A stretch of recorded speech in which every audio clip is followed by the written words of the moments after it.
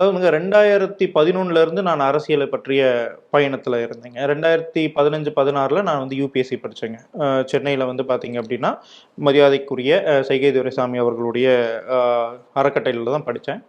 படிக்கும்போது நான் ஒரு விஷயம் தெரிஞ்சுக்கிட்டேன். இங்கே சட்டங்கள் இயற்றப்படுத்து அதை நடைமுறைப்படுத்துறதை விட சட்டங்கள் இயற்றப்படுறதுலேயே சில பிரச்சனைகள் இருக்கு அப்படின்றத தெரிஞ்சுக்கிட்டேன். சட்டத்தை இயற்றக்கூடிய அதிகாரம் அரசியலுக்கு மட்டும்தான் இருக்குங்க. அதனால அரசியலை தவிர வேற எந்த அதிகாரத்தாலையும் சட்டத்தை இயற்ற முடியாது.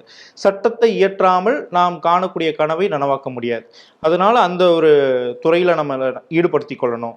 இதுதான் நம்மளுடைய பிரதான வேலைங்க. இதோட சேர்ந்து நான் இன்வெஸ்ட்மெண்ட் பேங்கிங் முடிச்சிருக்கேன். ஸோ இன்வெஸ்ட்மெண்ட் பேங்கிங் சம்மந்தப்பட்ட பிஸ்னஸ்லாம் பண்ணிட்டு இருக்கேங்க. அது பொருளாதார மேன்மைக்காக. பட் தேசத்தின் முன்னேற்றத்திற்காக நம்ம முழு நேரமாக இருக்கணும் அப்படின்னா அரசியலை தவிர வேற வழி இல்லை. அதனால அரசியலில் பயணிக்கிறேங்க. ஆர்எஸ்எஸ்ல இருக்கும் பொழுது எனக்கு நிறைய ஆப்ஷன் இருந்தது. நான் எந்த கட்சியில் சேரலாம் அப்படின்னு. இன்னைக்கு தேசியம் பேசக்கூடிய கட்சிகள் எடுத்துக்கிட்டிங்கன்னா விரல் விட்டு எண்ணிடலாம். அப்போது பாஜகவில் இணையலாம். நிறைய பேர் சொன்னது, நிறைய நம்மளுடைய நண்பர்கள் எல்லாருமே பாஜகவில் இணையலாம் அப்படின்றத சஜஸ்ட் பண்ணாங்க. பாஜகவுக்கும் நமக்கும் முரண் இல்லை, சில வித்தியாசங்கள் இருக்கு. என்ன அப்படின்னா, ஹிந்து என்பது மதம்னு பல பேர் சொல்றாங்க.